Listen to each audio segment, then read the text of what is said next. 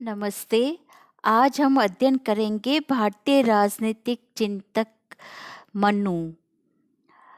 मनु के जीवन काल के विषय में निश्चित मत का निर्धारण कठिन है। भारतीय साहित्य में मनु को मानव सभ्यता के प्रवर्तक के रूप में जाना जाता है। शतपथ ब्राह्मण में जल प्लावन की एक घटना के उल्लेख के माध्यम से बताया गया है कि जल प्लावन के पश्चात मनुष्य में केवल मनुष्य बचे। इस प्रकार वे भावी सभ्यता के सूत्रधार बने। ऐसा प्रतीत होता है कि मानव सभ्यता का सूत्रधार होने के कारण मनु सामाजिक व्यवस्था की व्याख्या और विधियों की संहिताबद्ध प्रस्तुति के संस्थागत प्रतीत बन गए। इस प्रकार इस मनु परंपरा में ही किसी पश्चातवर्ती मनु ने मनु स्मृति की रचना की है। मनु स्मृति मनु स्मृति के रचना काल को लेकर विद्वानों में विरोधाभास है। डॉक्टर विनय कुमार सरकार मनु स्मृति को 150 ईस्वी पूर्व की रचना मानते हैं। डॉक्टर सालेटोर के अनुसार मनु स्मृति की रचना का समय 1900 ईसा पूर्व से 1800 ईसा पूर्व है। मैक्स मूलर के अनुसार मनु स्मृति ईसा के पश्चात चौथी शताब्दी की रचना है। जॉर्ज व्यूलर के अनुसार मनु स्मृति ईसा के पश्चात दूसरी शताब्दी की रचना है। डॉक्टर हंटर के अनुसार मनु स्मृति ईसा से 600 वर्ष पूर्व की रचना है। इस तरह से अगर हम देखें तो मनु स्मृति के रचना के संबंध में अभी तक कोई एक मत नहीं है। विद्वानों में इस पर विवाद है। मनु स्मृति के प्रारंभ में लगभग 1 लाख श्लोक थे। धीरे धीरे श्लोकों की संख्या कम होती रही तथा शेष 12,000 श्लोक रहे। वर्तमान में मनु स्मृति में 2,694 श्लोक है। अब हम देखते हैं मनु स्मृति की विषय वस्तु। मनु स्मृति एक व्यापक ग्रंथ है। मनु स्मृति एक राजनीतिक ग्रंथ ही नहीं वरन सामाजिक व्यवस्था के सभी पक्षों से संबंध रखने वाली एक सामाजिक आचार संहिता है। मनु स्मृति में कुल 12 अध्यायों में विभाजित है तथा इसमें कुल 2,694 श्लोक है। 12 अध्यायों की विषय वस्तु इस प्रकार है। फर्स्ट, संसार व विभिन्न प्राणियों की उत्पत्ति। अध्याय सेकंड, जाति, संस्कार, विधि, ब्रह्मचर्य, व्रत, गुरु के प्रति अभिवादन। अध्याय थर्ड, ब्रह्मचर्य की समाप्ति के बाद समावर्तन, पंच महायज्ञ और नित्य श्राद्ध विधि। अध्याय 4, ऋतु, ब्रह्मचर्य आदि जीविकाओं के लक्ष्य व गृहस्थ आदि के नियमों का उल्लेख। अध्याय 5, भक्ष्य और अभक्ष्य पदार्थों और मनुष्य द्वारा शुद्ध रहन सहन को सुनिश्चित करने के नियम। अध्याय 6, वानप्रस्थ और संन्यास आश्रम। अध्याय 7, व्यवहार मुकदमों में निर्णय व कर, ऋण आदि राजधर्म के संबंध में। अध्याय 8, न्यायालयों में साक्ष्य की प्रक्रिया। अध्याय 9, स्त्री पुरुषों के वैवाहिक संबंधों की विधि, उनके मध्य संपत्ति का विभाजन, अपराधों का निवारण, वेश्य एवं शूद्र के अपने धार्मिक अनुष्ठान। अध्याय 10, आपातकाल में राजा के कर्तव्य एवं धर्म, विभिन्न जातियों की उत्पत्ति। अध्याय 11, पाप की निवृत्ति के लिए प्रायश्चित। और अध्याय 12, मोक्ष व आत्मज्ञान। अब हम देखते हैं राज्य की उत्पत्ति। मनु राज्य की उत्पत्ति के देवीय सिद्धांत का प्रतिपादन करते हैं। मनु के अनुसार इस संसार में राज्य के नहीं होने पर शक्तिशालियों के भय से प्रजा में व्याप्त असुरक्षा की भावना के कारण संपूर्ण संसार की रक्षा के लिए ईश्वर ने राजा की सृष्टि की है।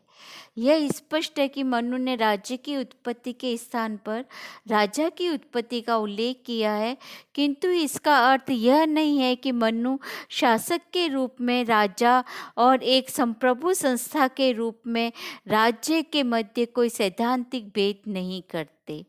मनु ने राज्य की उत्पत्ति से पूर्व की भयावह अवस्था की कल्पना करके यह स्पष्ट कर दिया है कि एक संप्रभु संस्था के रूप में राज्य के अस्तित्व में आने से मानव समुदाय शासक एवं शासित के रूप में विभक्त हो जाता है। मनु राजा की देवीय उत्पत्ति पर कहते हैं कि ईश्वर ने एक राजा में इंद्र, वायु, यम, सूर्य, अग्नि, वरुण, चंद्र और कुबेर के सार गर्भित अंश प्रकट किए हैं, अर्थात एक राजा में ये सभी गुण विद्यमान है। मनु के अनुसार यह राजा देखने वाले के नेत्र तथा मन को सूर्य के समान संतप्त करता है, अतः पृथ्वी पर कोई भी इसे देखने में समर्थ नहीं है। इससे स्पष्ट अर्थ है कि राजा संप्रभु शक्ति का प्रतीक है, उसे मनुष्य द्वारा चुनौती नहीं दी जा सकती। मनु ने चेतावनी दी है, अग्नि असावधानी से उसे स्पर्श करने वाले व्यक्ति को ही जलाती है, किंतु राजा अग्नि चीर संचित धन संपदा सहित कुल को ही जला देती है। मनु ने राजा शब्द को राज्य के संस्थागत अर्थ में प्रयोग करते हुए यह स्पष्ट कर दिया है कि शक्ति व प्रभाव वस्तुतः शासक के पद पर बैठे हुए व्यक्ति का नहीं, अपितु राज्य सत्ता का है। मनु ने राज्य की उत्पत्ति के संबंध में जिस दिव्यता का संकेत दिया है वह पाश्चात्य विचारकों द्वारा प्रतिपादित divine right of the king, राजा की दिव्य सत्ता की धारणा के समरूप नहीं है। मनु की निरंकुशता का समर्थन नहीं करते, मनु शासन की निरंकुशता का समर्थन नहीं करते।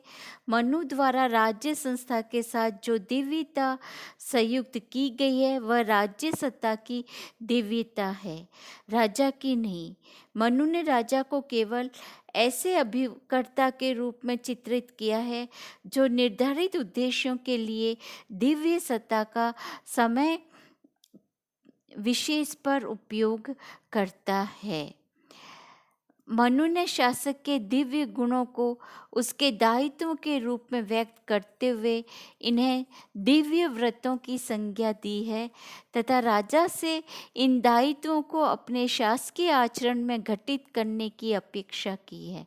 मनु का कथन है कि जैसे इंद्र वर्षा करता है उसी प्रकार राजा को इंद्र व्रत का पालन करते हुए जनता पर समृद्धि और कल्याण की वर्षा करनी चाहिए।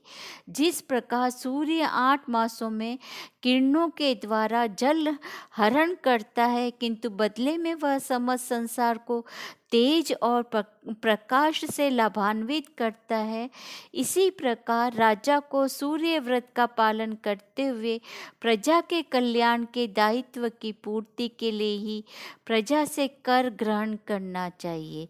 जिस प्रकार वायु सब प्राणियों में प्रवेश कर विचरण करती है, उसी प्रकार राजा को वायु व्रत का पालन करते हुए गुप्तचरों के माध्यम से सर्वत्र प्रवेश करना चाहिए। जिस प्रकार यमराज समय आने पर प्रिय अथवा अप्रिय सबके प्राण ले लेता है, उसी प्रकार राजा को यम व्रत का पालन करते हुए अपराध करने पर प्रिय अप्रिय सबको दंडित करना चाहिए। जिस प्रकार बंधन के योग्य पुरुष वरुण के पाश में कठोरता से बंध जाता है, उसी प्रकार वरुण व्रत को धारण करते हुए राजा को विधि के उल्लंघनकर्ताओं का निग्रह करना चाहिए। जिस प्रकार परिपूर्ण चंद्रमा को देखकर मनुष्य हर्षित होते हैं, उसी प्रकार चंद्र व्रत को धारण किए हुए राजा को ऐसा व्यवहार करना चाहिए कि प्रजा एवं सभी प्रवृत्तियां उसे देखकर हर्षित हो। अग्नि व्रत को धारण करते हुए राजा को अग्नि की भांति प्रचंड तथा असह्य तेज को धारण किए हुए अपराधियों व दुष्ट मंत्रियों आदि का वध करना चाहिए। जिस प्रकार पृथ्वी सब प्राणियों को समान भाव से धारण करती है, उसी प्रकार पृथ्वी व्रत पालन करते हुए राजा को समस्त प्रजा का समान रूप से पालन करना चाहिए। अतः मनु स्मृति राजा व राज्य की सृष्टि व उत्पत्ति के संबंध में देवीय तत्व का वर्णन करती है। इतना ही नहीं, मनु स्मृति का राजा व उसकी दिव्य राज्य सत्ता अति मानवीय व लोक कल्याणकारी है। शासक देवी तत्वों से वशीभूत होकर अपने जन कल्याणकारी एवं पवित्र दायित्वों की पूर्ति भी करता है। अब हम देखते हैं संप्रभुता का आधार धर्म व दंड। मनु के अनुसार राज्य धर्म व नैतिकता पर आधारित संस्था है। राजधर्म का व्यापक अर्थ नैतिक मूल्य, सदाचार, सामाजिक व्यवस्था के प्रमुख नियम, जनता का संपूर्ण कल्याण आदि में निहित है। धर्म और राज्य दोनों एक दूसरे पर निर्भर है, दोनों एक दूसरे के पूरक है। राज्य का अस्तित्व इसी कारण है कि वह धर्म का प्रवर्तन, विस्तार व व्याख्या करे। दूसरी ओर धर्म राज्य पर निर्भर है। राज्य एक संस्था है। राज्य के अभाव में धर्म की सुरक्षा संभव नहीं है। धर्म को नैतिक रूप में लागू करने के लिए किसी भौतिक अवलंबन की आवश्यकता होती है। मनु के अनुसार दंड वह भौतिक शक्ति है जो धर्म को बाध्यकारी शक्ति के रूप में परिवर्तित करती है। मनु ने केवल राज्य को ही इस बाध्यकारी शक्ति के प्रयोग हेतु अधिकृत किया है। मनु ने दंड को 3 तत्वों के साथ समाहित किया है। पहला, दंड एक नैतिक प्रयोजन है जिसके आधार पर बल प्रयोग की उचितता सिद्ध की जा सकती है। दूसरा, दंड एक प्राकृतिक संस्था है। नैतिक लक्ष्यों की प्राप्ति के लिए भौतिक शक्ति का प्रयोग उत्तरदायी है। तीसरा, दंड एक अनुलंघनीय व्यवस्था है। दंड के पास भौतिक बल की मात्रा का असीम प्रभाव होता है। कोई भी व्यक्ति या व्यक्ति समूह दंड को चुनौती देने का साहस नहीं कर सकता। दंड एक सर्वोपरि सर्वोच्च सत्ता है। मनु स्मृति के अनुसार राजा दंड का स्वामी न होकर एक अभिकर्ता है जो धर्म व विधि की प्रक्रिया व सिद्धांतों का पालन करते हुए कुछ विशिष्ट लक्ष्यों की प्राप्ति हेतु दंड का प्रयोग करता है। मनु के शब्दों में, यदि राजा धर्म के विरुद्ध दंड देता है तो जगत में उसकी अपकीर्ति तथा परलोक उसके नरक गमन का कारण बनता है। अतः मनु ने धर्म व दंड के आधार पर संप्रभु शक्ति का वर्णन किया है। राज्य अपनी संप्रभु शक्ति का प्रयोग इस लक्ष्य से करता है कि प्रजा जनता का नैतिक, भौतिक व आध्यात्मिक कल्याण व विकास सुनिश्चित हो सके। राजा इसी कार्य को करने के लिए अधिकृत व दायित्वबद्ध भी है। अब हम देखते हैं राज्य का सप्तांग सिद्धांत। मनु स्मृति में राज्य के सावयव स्वरूप का वर्णन किया गया है। मनु ने राज्य के घटकों के लिए प्रकृति शब्द का प्रयोग किया है एवं राज्य की 7 प्रकृतियां स्वीकार की है। फर्स्ट, स्वामी। मनु ने राज्य को स्वामी की संज्ञा दी है तथा नैतिक गुणों, प्रशासनिक क्षमता तथा दायित्वों के प्रति निष्ठा से युक्त राजा को राज्य के लिए आवश्यक माना है। दूसरा, मंत्री। मंत्री को राज्य की प्रकृतियों में स्थान देकर मनु ने स्पष्ट कर दिया है कि शासन की शक्ति राजा की निजी शक्ति नहीं है, अपितु ऐसी संस्थागत शक्ति है जिसका प्रयोग राजा सुयोग्य मंत्रियों के माध्यम से ही कर सकता है। तीसरा, पुर। पुर का अर्थ राज्य की ऐसी राजधानी से है जो भली भांति सुरक्षित हो। मनु ने पुर में सुरक्षित दुर्ग की आवश्यकता व्यक्त की है। मनु ने दुर्ग की कई श्रेणियों जैसे धनवन दुर्ग, मही दुर्ग, जल दुर्ग, वृक्ष दुर्ग, मनुष्य दुर्ग एवं गिरि दुर्ग का उल्लेख किया है। चौथा, राज्य। राज्य के अंगों में एक अंग के रूप में मनु द्वारा राज्य का उल्लेख कुछ भ्रम उत्पन्न अवश्य करता है। मनु ने राज्य शब्द का प्रयोग जनपद के अर्थ में किया है। इस प्रकार मनु ने राज्य में राज्य की सीमाओं के अधीन आने वाली भूमि और उसमें निवास करने वाली जनता को सम्मिलित किया है। पांचवा, कोष। राज्य में शासन के पास एकत्रित धन को मनु ने कोष का नाम दिया है। मनु की मान्यता है कि राजा के पास समुचित मात्रा में कोष होने पर ही वह प्रजा की सुरक्षा और उसके कल्याण के लिए विभिन्न प्रकार के कार्य करने के दायित्वों की पूर्ति कर सकता है। छठा, दंड। दंड यानी कि सेना।